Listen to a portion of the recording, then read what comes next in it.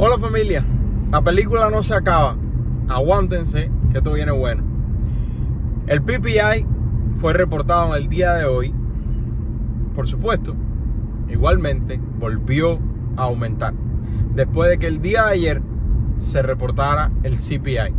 Pero no es solamente eso, vamos a hablar también, además del PPI, de lo que está sucediendo en Wall Street, donde se asume un aumento mucho más drástico de lo que se esperaba de las tasas federales, y además de eso, el Banco de Canadá y los bancos de los Estados Unidos haciendo cambios en sus plantillas. Vamos a hablar primero del Banco Central de Canadá, el cual en el día de ayer hizo un aumento de 100 puntos base de sorpresa. Como ustedes saben, la inflación no es un fenómeno de los Estados Unidos, es un fenómeno internacional, y de hecho los Estados Unidos, a pesar de que sea de los que mayor información tiene rodando acerca de la inflación, es uno de los países que menor inflación tiene cuando mira al mundo en este momento. Bueno, el Banco de Canadá, que como ustedes bien saben, Canadá está pasando por un momento económico bastante fuertecito ahora mismo, y más todavía lo que se le viene al mercado inmobiliario de Canadá, donde las tasas hipotecarias son variables en la mayoría de los préstamos hipotecarios, y eso va a crear en un futuro cercano vendedores forzados, que es el mayor peligro de una burbuja inmobiliaria explotando. Pero bueno, vamos a comenzar a hablar de los Estados Unidos. La Reserva Federal, como ustedes bien saben, ha estado actualizando su política económica a raíz de que la inflación sube más y más y más y más.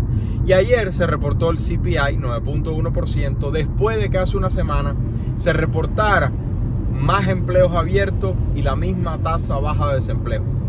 Por lo tanto, con el CPI de ayer, la propuesta o la expectativa de Wall Street para el futuro de esta próxima reunión de la semana que viene de la Reserva Federal es de 100 puntos base para la tasa federal.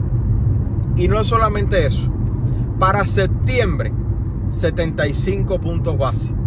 Eso nos pondría de inmediato para el mes de septiembre, sin más aumentos federales de sorpresa, nos pondría en 3.25% la tasa del Banco Central en solamente unos meses.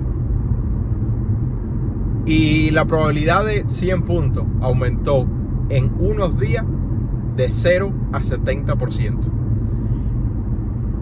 Esto se está poniendo cada vez más interesante. Pero vamos a ir un poquito más allá. Nosotros, como consumidores que somos, miramos el CPI regular, que fue el que se reportó a 9.1% cuando la expectativa del Dow Jones era de 8.8%. Sin embargo, la Reserva Federal mira el CPI nuclear, o como se dice en inglés, el Core CPI. Y el Core CPI bajó por tercer mes consecutivo. Para que tengan una idea, el pico más alto fue en marzo, con 6.5%, después en abril bajó a 6.2%, después en mayo a 6.0%, y por último, en el día de ayer se declaró el de junio de 5.9%. O sea, por tercer mes consecutivo ha bajado el Core CPI, que esa es una de las razones por las cuales la Reserva Federal dice ya llegamos al pico. Pero entonces el CPI regular, que es el que nosotros como consumidores observamos, continúa aumentando. La pregunta es, ¿qué crees tú acerca del CPI regular o la inflación regular?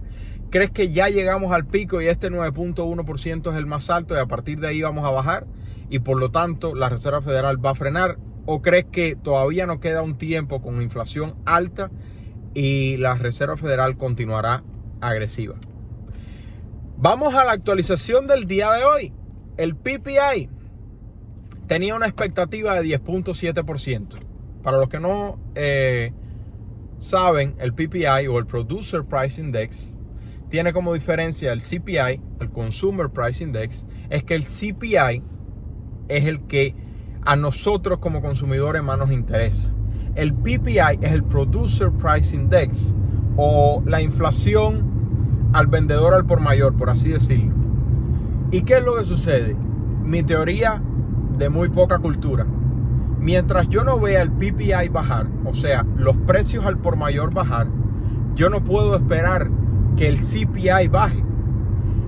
Y el PPI se esperaba que viniera a 10.7% y vino a 11.3%. 11.3%.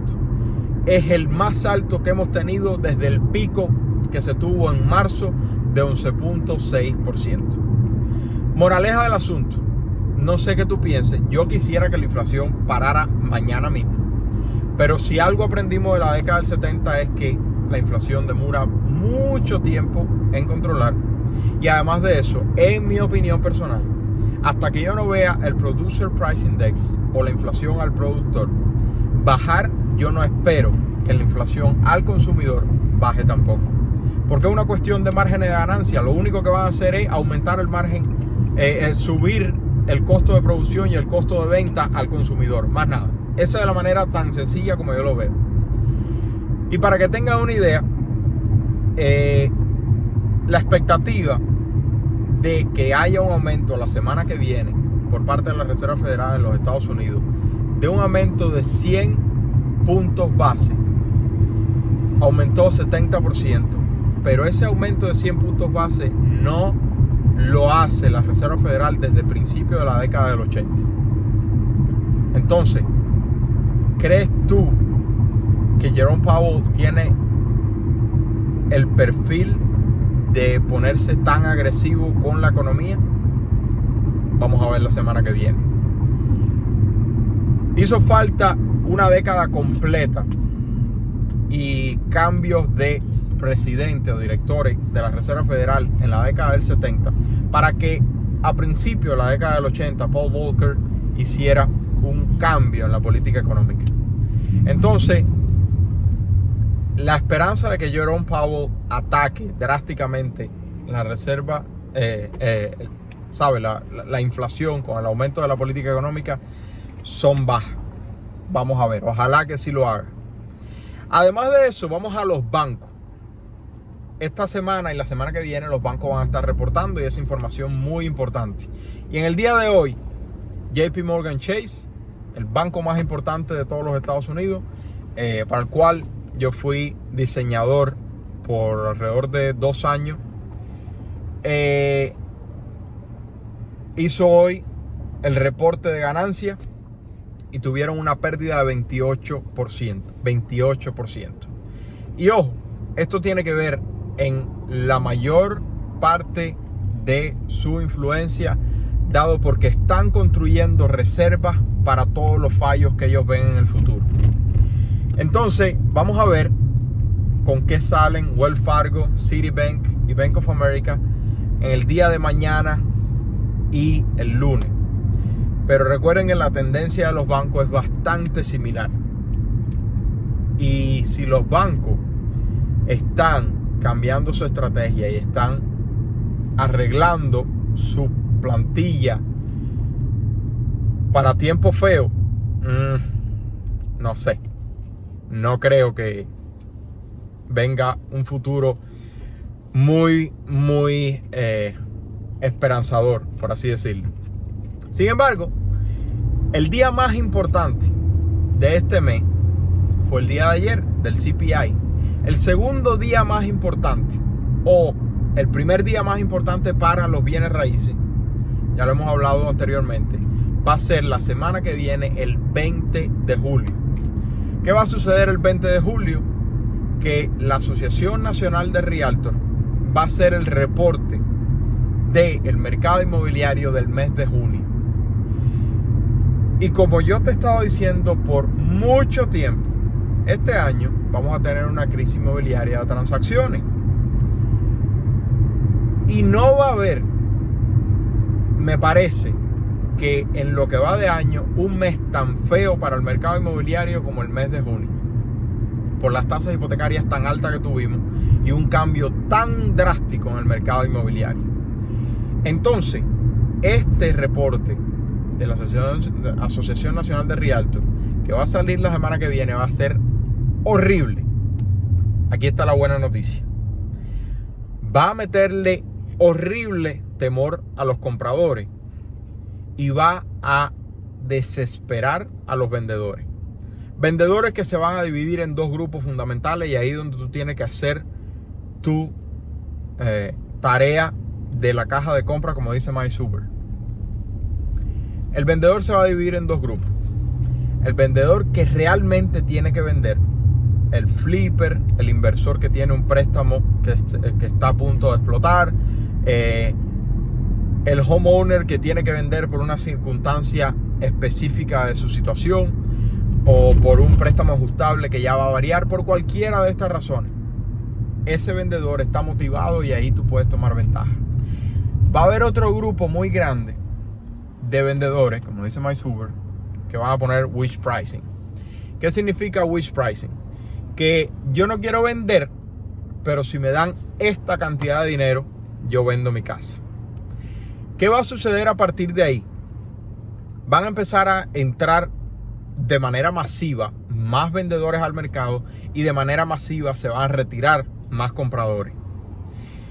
Y eventualmente, cuando esos wish pricing, o sea, esos vendedores que pusieron un precio irreal de su propiedad, retiren la propiedad del mercado porque expira el listing y su realtor le pregunta, oye, hago una actualización y vuelvo a reducir el precio o algo así, le dicen, no, ya quítala, que voy a quedarme aquí.